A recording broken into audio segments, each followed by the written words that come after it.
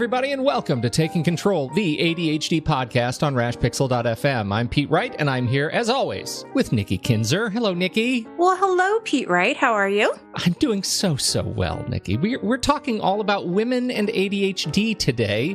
And Aren't you excited? I'm really excited. I feel like I'm going to learn so much. Before we dig in, though, head over to TakeControlADHD.com. You can get to know us a little bit better. You can listen to the show right there on the website or subscribe to our mailing list. And, of course, get an email every time a new episode is launched. It is that convenient. You can connect with us on Twitter or Facebook at TakeControlADHD and call us. Leave us a voicemail at 503-664-4ADD and get your thoughts, your voice, your ideas on this very show. We'd love to hear from you. We have two fantastic guests with us on the show today. Terry Matlin is a psychotherapist, author, consultant, and coach. She specializes in adult ADHD with a very special interest in women with ADHD.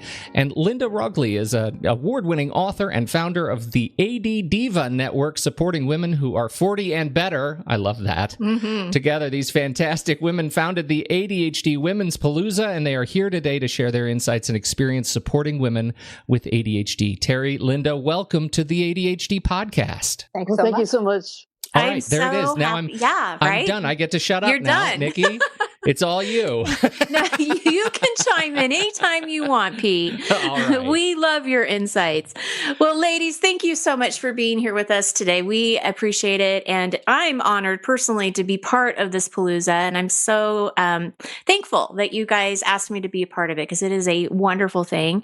And we will definitely talk about it in just a minute. But I want to talk to the two of you and find out really what inspires you to reach out to women the way you do. I know both of you do so much work with women. I learned many years ago when I was searching for self-understanding of my own behaviors that I did indeed have ADHD. This was, over 20 years ago. And in my own journey in learning about myself, I realized that there were many, many women out there who were also struggling, who didn't understand why they were challenged by procrastination, disorganization, impulsivity, and all those kinds of things. So I began my work primarily in the nonprofit venue with working for ADA, which Linda has a very strong, long history with, and also CHAD. So I started my journey that way to actually learn more about myself, my child, and then moving into helping women. And as that happened back then, I was just emails and phone calls poured in from women from all over the world who didn't understand what was happening to them. They were primarily misdiagnosed with depression because, as we know, as women with ADHD, if we're struggling and we're not getting the appropriate help, well, what happens? We become depressed and anxious and might even turn to substances and all that sort of thing that Linda and I have spent our careers talking about.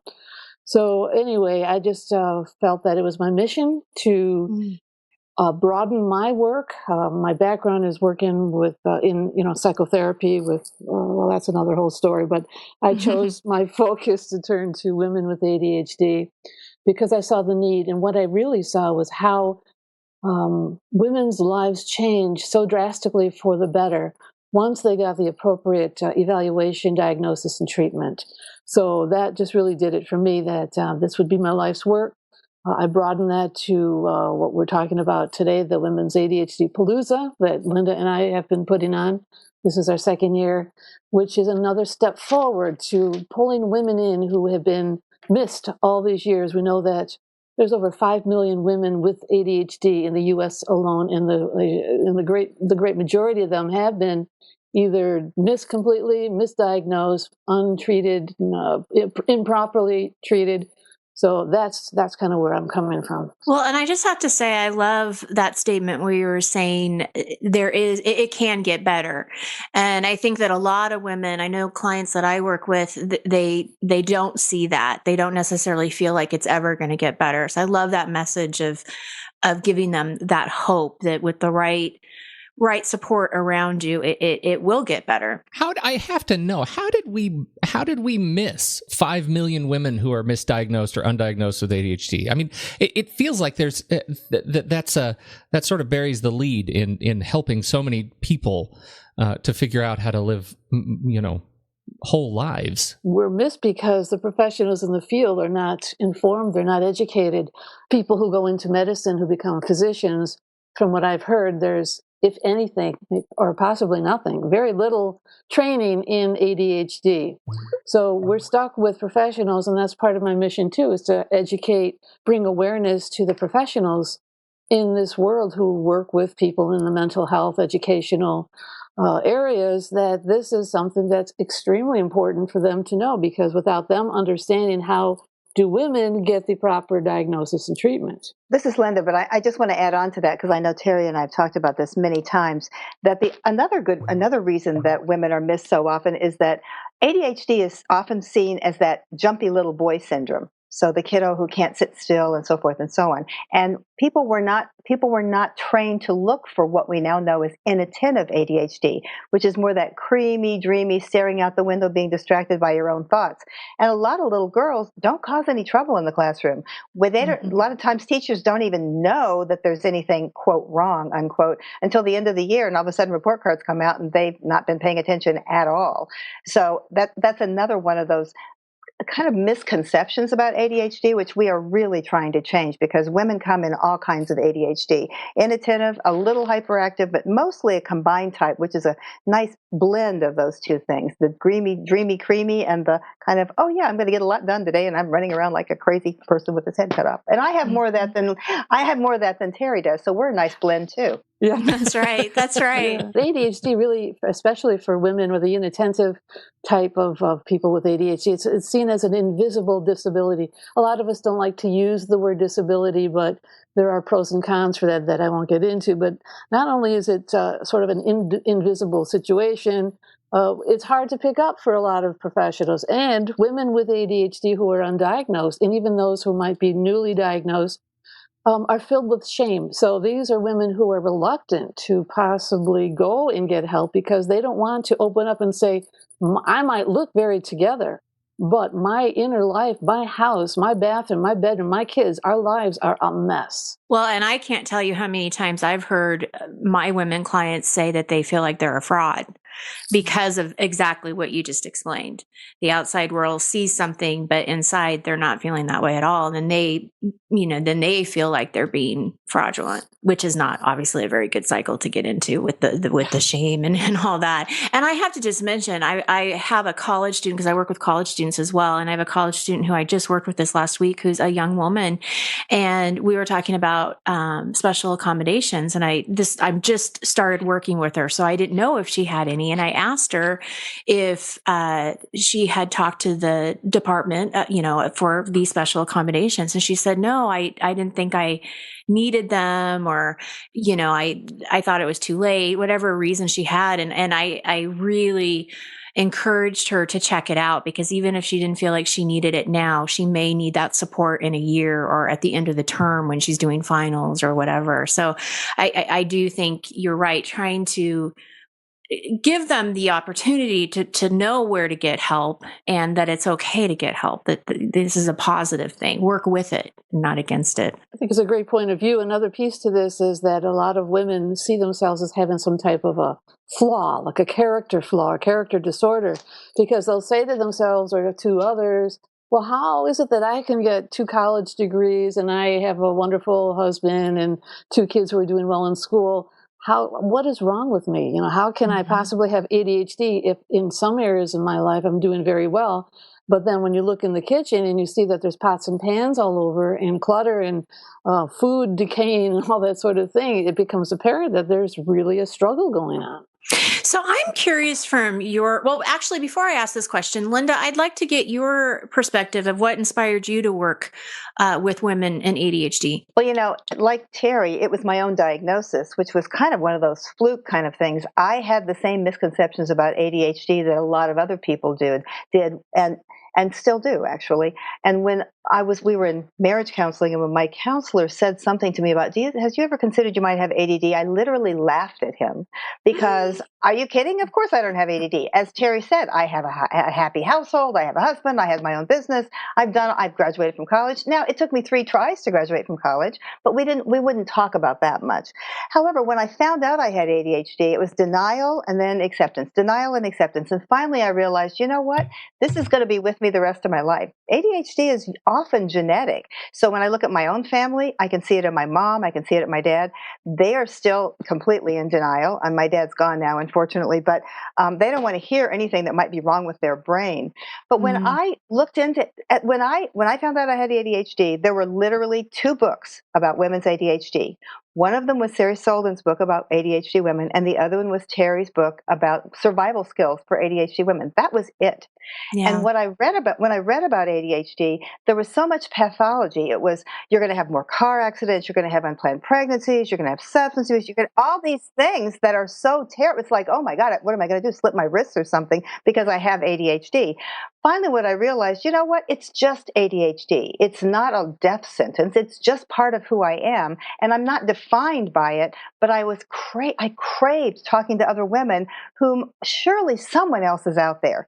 And interestingly enough, the very first ADA conference that I went to, Terry and I ended up sitting next to each other.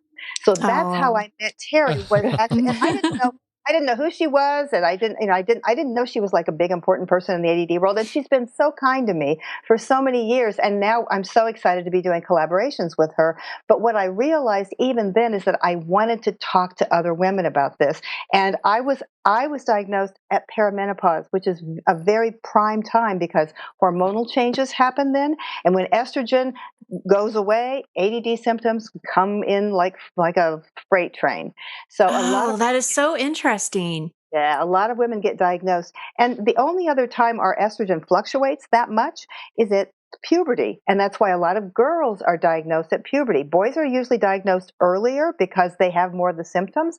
Girls are diagnosed more at puberty and then, of course, at menopause. And interestingly enough, during pregnancy, ADHD, for a lot of women, the symptoms completely go away because estrogen is really high during pregnancy. So there's a lot of factors for women out there, and I really wanted people to talk to about it. So I created the AD Diva Network so that we could talk to each other. And it started out really tiny, and now it's grown over the years. So I'm thrilled about that. What Linda said about it's not a death sentence, it's really important for people to know that this is not something that it can destroy women, but what we know is that it's one of the most successfully treated mental challenges that's out there. So with the proper treatment, women and men, of course, just fly and soar and much more. So we want to give people hope. We want to give people tools. The whole connection piece is extremely important because women feel so isolated.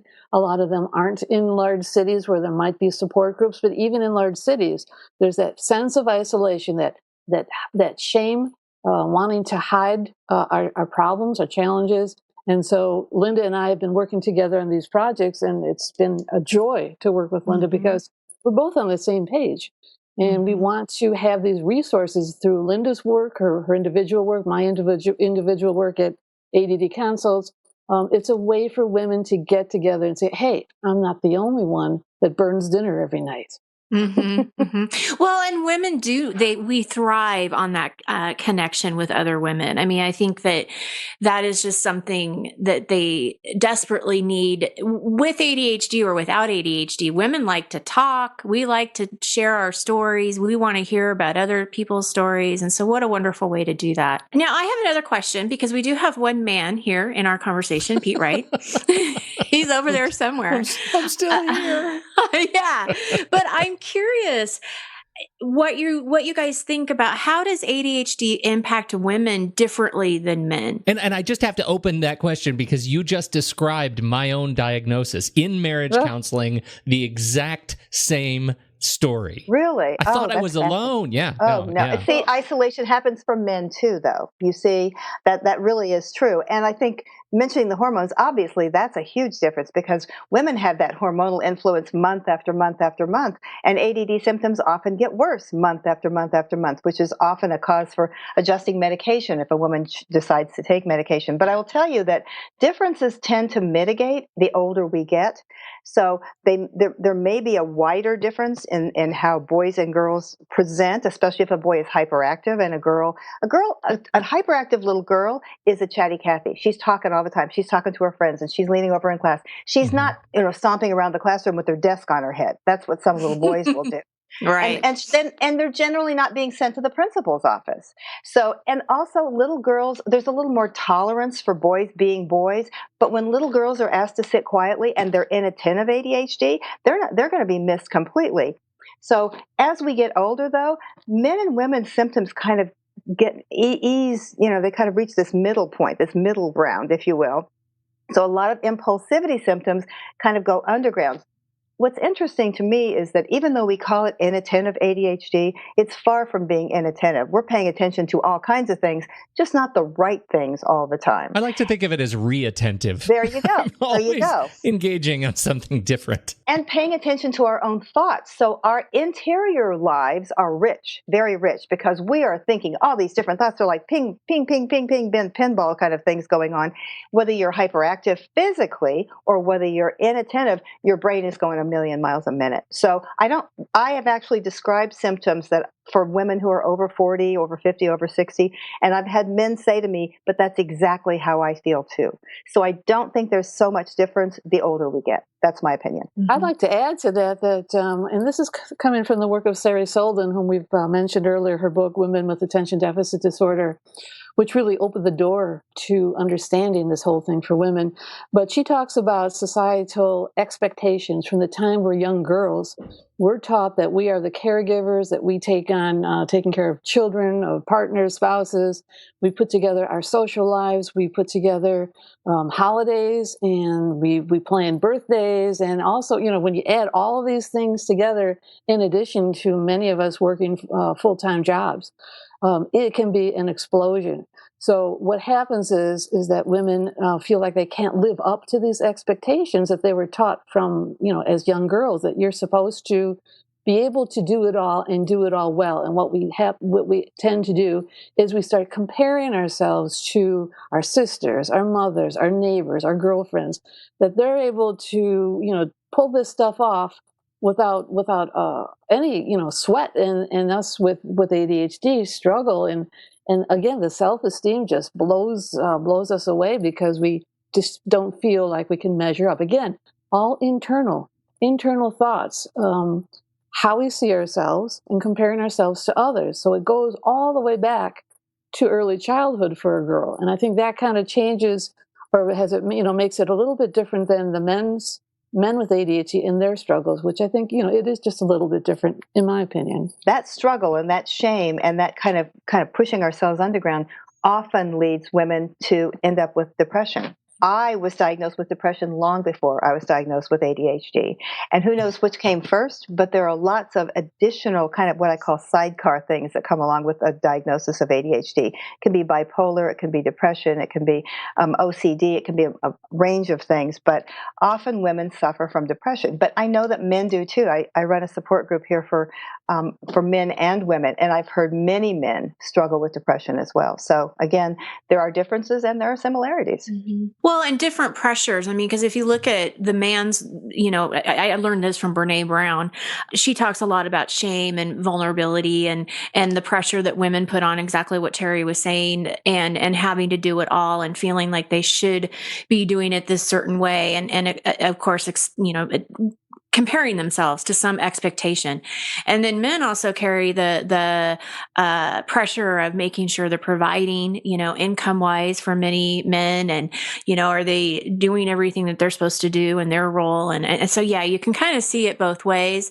But boy, do I ever hear I should be doing it this way. And I feel really guilty and really bad when I don't. And shifting, like you were saying, Terry, that internal thought process, how can we shift that into something more positive and self-serving than what they're believing right now. These are the pile-on symptoms, right? I mean, you and I were talking before the show, Nikki. You were asking nicely how I was doing, and I was saying that I'm in one of those stages right now where I'm feeling compromised, right? I'm in a place of stress. There is a lot on my plate right now, and when that happens, these other feelings of responsibility and shame and judgment all pile on.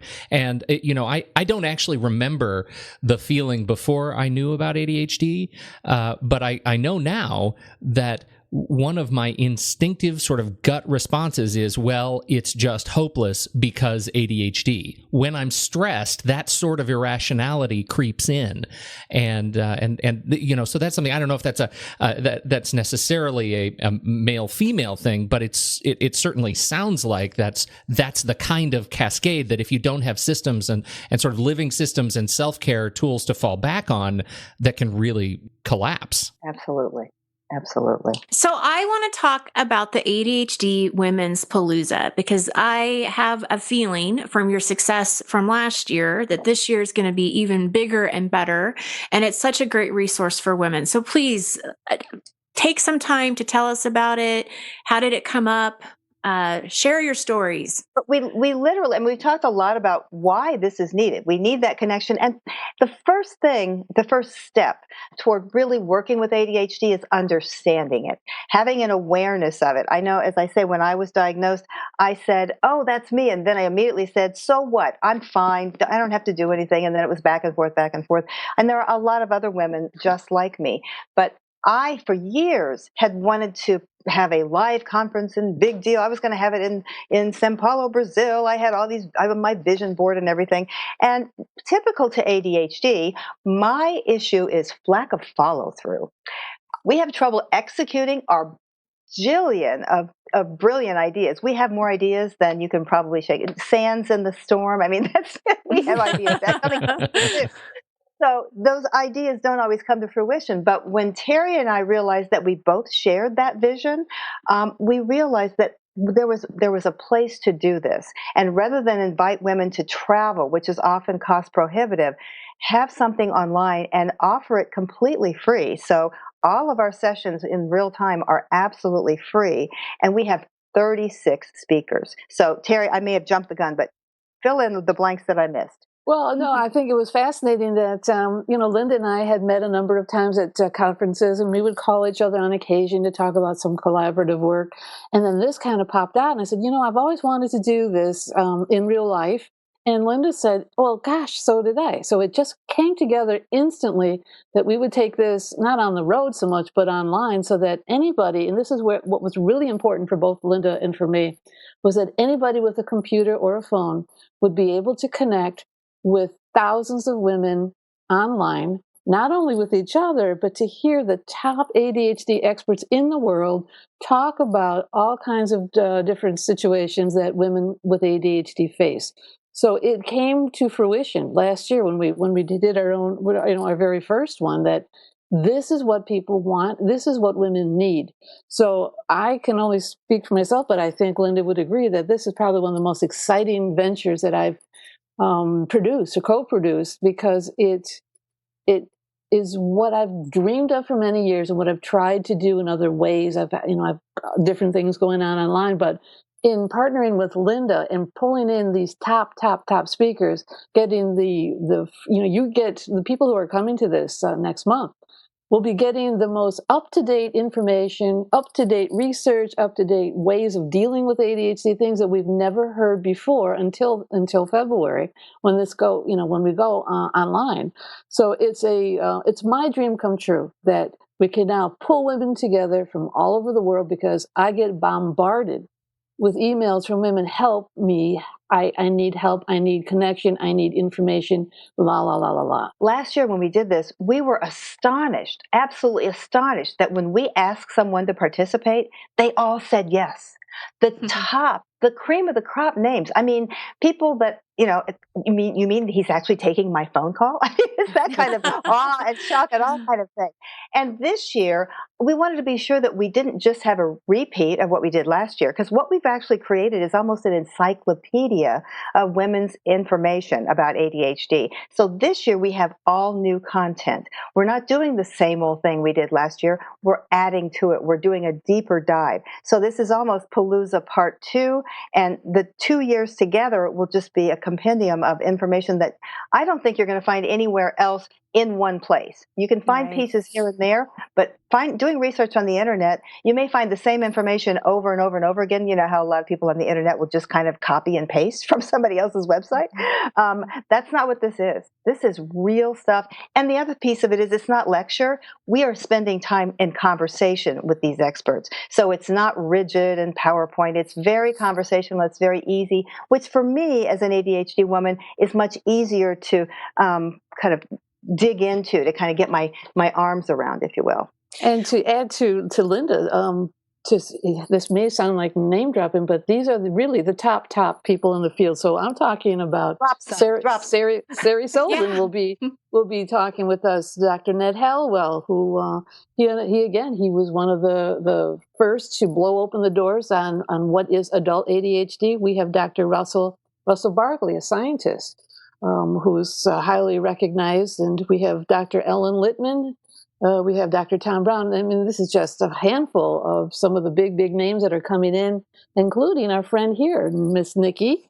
Yes, you're saying those names, and I'm like, I can't even believe that I'm included. Like, it is such an honor. Seriously. I mean, wow. I'm we were delighted to have you. You have to be speechless because we welcome you with open arms. You have so much richness to offer our audience, and let me tell you that we haven't even talked about this, but ADHD women are what I call professional disorganizers. We know how to do. We know how to do that quite well. So we need somebody to pull us out of that, and that's you. Yay. Oh, that's funny. Professional disorganizers. I'll have to remember that. Can you tell us a little bit about what the topics are? I'm curious to know what some of the content is. I mentioned depression earlier. Dr. Ellen Littman is going to talk about depression because it's so common among ADHD women. We have somebody talking about procrastination, which is a huge problem for ADHD folks. We have someone talking, as I mentioned, about bipolar disorder, which is also one of those, it's a horrible name, but they call it comorbid, or something that accompanies another condition. Yeah, isn't that an awful name? Terrible. So we'll call it coexisting. How about that? Sari Sullivan is going to talk about additional challenges that we have, because ADHD is not our whole life. We have other things going on. I mean, maybe there may be a death in the family, or there may be a serious illness in the family, or there may be something going on with something at work that's major. So she's talking about the additional challenges of dealing with ADHD plus, if you will. Terry, you want to pick that up and tell a few more? Sure. Well, our friend Nikki here is going to be talking about organizing. That's a hot topic for women with ADHD because it's something that we face every single day of our lives. We have someone talking about ADD and addictions, like Linda was saying, there's coexisting issues that a lot of women with ADHD deal with. Someone talking about shame. We carry that. We talked about that earlier. Productivity, apps, social issues, like, well, how come I can't make friends? What's going on with that? Communication, anxiety, depression. Oh gosh, we have so much. The inattentive woman with ADHD, which I would say many, if not most of us, carry that kind of subtype of ADHD. So, just so many wonderful topics that, again, you won't hear this anywhere else all in 1 week, because this is the latest and the greatest from the top people in the field. Well, I just want to mention, too, then Terry has been too modest, and so far, so have I, but I'm not going to be modest anymore. Terry and I are also presenting sessions, and hers is about ADHD in the kitchen, and mine is about, not surprisingly, ADHD diagnosis in later life. So we're also talking about that. So we're talking about special populations, and one of those populations I'm very proud to tell you is the lesbian, the LBGT. Can I even say these words? Let me just say, lesbian women, the gay population, alternative lifestyles. We have an amazing expert talking about those issues as well, because I think a lot of the things we've talked about here are very underrepresented in the information that's disseminated. So we're really, really proud to be able to take that deeper dive. Oh, that's great. That's fantastic. Yeah. So That is how wonderful. does it work? How do people sign up? What can they expect? Oh, we don't have any sign up. You can't get it. Let's talk about it. No, We just talk about it. We don't actually it'll just all of a sudden appear on your computer. But, yeah, we are. Gee, Linda, we forgot to build the website. There's always something. I know. Follow through. Actually, details. You can reach us, even though it's the ADHD Women's Palooza, we made it a little shorter for the website. It is the ADHD Palooza, and Palooza is spelled with 2 O's, Palooza, and it's .com. You can reach us there. You can register there. You can see pictures of all these speakers. And we also, even though we're allowing everyone to attend live, because we want this to be inclusive, you can also, because we have 36 sessions in 1 week, that's 7 sessions a day plus. That's a lot of time to spend on the computer or on the phone. So we also are offering the recordings of all 36 in what we call the Encore package. And I'll have Terry talk about something extra special, the pink ticket party, which we're having on Saturday. But you can find out all the information about the speakers. You can see their bios. You can see some of the bonuses that they may be offering, and you can also find out about the Encore package. So Terry, I'm leading up to the best. Save the best for last. Tell them about pink ticket, because it's my favorite. Pink ticket is something that we started last year and was very, very popular. And what it is it's on a Saturday. It's February, 11th, I believe? 11th. And what's going to be happening on the pink ticket day is we're going to meet Linda and myself. We're going to be there live with people who have purchased the pink ticket option, where we are going to have time for Q&A so that people can ask Linda questions. They can ask me questions. But what I'm really excited about is this is the opportunity for all the women who want to connect with each other. So we're going to have breakout rooms where people can go into small groups and talk about things. And these are women from all over, like last year, women from all over the world, where they may never have had the opportunity to even talk to one woman with ADHD. Now they'll have the opportunity to talk with many women with ADHD. So we're really excited about giving this opportunity for having women connect with other women, because what happens, it reminds me of the first and many ADA conferences that I went to, and that's where I met Linda. And that was I had listened to all the experts, I had learned a lot and this and that, but the biggest piece that I went home with that made me feel better was that I was able to connect with other women who were challenged with things just like I was, like losing my keys, dropping things, forgetting a person's name the second after I met them. I wasn't the only one. So it just made my self-esteem soar. And I realized many years ago when that happened that this was a much needed piece for the ADHD community. And so we're providing that to women on February 11th who choose to participate in the pink ticket events. We had some technological challenges last year. We've ironed those all out. So it's going to be it's going to be 10 times better even than last year. And that's saying a lot, because last year was pretty darn good, I have to tell you. I have to tell you. Well, I just have to say thank you both so much I know how much time and work these kinds of events can be. Well, I don't know, because I've never done one. I can only imagine actually how much time you guys put into this, and what a great service you're doing for so many women. And I just want to say thank you. It's wonderful. Both of you are just blessings. Awesome. That's awesome. I can't wait to be a part of it. Thank you so much. Thanks for having us and for telling people about this event. We appreciate it. Well, we can't wait to share as this episode goes live. You, in addition to the Women's Palooza, you both have such varied backgrounds and resources and books. Do you want to share any other links to where people can learn more about your work? That would be wonderful. Thank you for asking. Yes. You can find me at the AD Diva Network, and the reason it's the AD Diva Network is because ADDiva.com was not available 12 years ago when I created this. So the website is ADDIVA.net,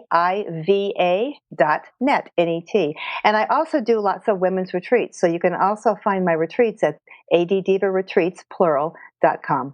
Excellent. And my book. I forgot my book. My book is Confessions of an AD Diva, Midlife in the Nonlinear Lane. And I was very proud to win first prize in the Independent Book Awards when it was published. So I was very proud of that. And I've contributed to a couple of other chapters in other books as well. And then I have a kind of a basics book called Let's Fix It, which is available separately. So you can get those on Amazon. Excellent. We'll put links to all of those in the show notes. Terry, how about you? Well, my main network is at addconsults.com, and that's where you can find me for consultations. I do work one-on-one with people, but I also developed an online group coaching program for women, specifically for women with ADHD, where we work together throughout the week to get things done. And that can be found at queensofdistraction.com. So that's become very popular. I also started, and this is years ago, but it's become huge, a Facebook group for women with ADHD. I have over 7,500 members right now, and it's growing by about 50 people a day. It's another example of the needs of women with ADHD who need and want to connect. So you can find me there. I think the URL for that is facebook.com/women with ADHD, but if not, just do a search on Facebook. And then I'm also the author of 2 books. The Queen of Distraction came out just a couple of years ago. It's won some awards. It's considered a very popular book. And then my first book is Survival Tips for Women with ADHD. And I contribute to Attitude Magazine. I write blogs on my main site at ADD Consults. People can sign up for my newsletter. It only comes out every 2 weeks. And I talk about tips and resources and my own personal experience of living with ADHD. I try to make it lighthearted. So if you go online and just do a search on my name, you'll find me all over because I've been doing this since the late 90s. Absolutely wonderful. You guys really are. Thank you so much. Deep gratitude for your time and attention today. And you have the best names for stuff. Queens of Distraction, AD Diva. Come on. I know, Those right? are great. Women's Palooza. Women's awesome. Palooza. Yeah, no, it's fantastic. So thank you very much. Terry Matlin and Linda Rogley, thank you for your time today. It's been a pleasure. Thank you for having us. Nikki, I think that does it for us. This has been a great conversation. So. Outstanding. Well, thank you, everybody, for downloading and listening to the show. We sure appreciate your time and attention. Don't forget, you can sign up for the mailing list right there at TakeControlADHD.com. But most importantly, scroll up in your podcast player of choice. You'll find all the links and show notes. The very top one is the ADHD Women's Palooza. Get over there and get yourself signed up. You don't want to miss out. And you know, it's great. They talk about great. You can have access to it after the fact. But it's really great to be first. Be first. That's all I'm saying. Thanks, everybody. On behalf of our great guests and Nikki Kinzer, I'm Pete Wright. We'll catch you next time right here on Taking Control, the ADHD podcast.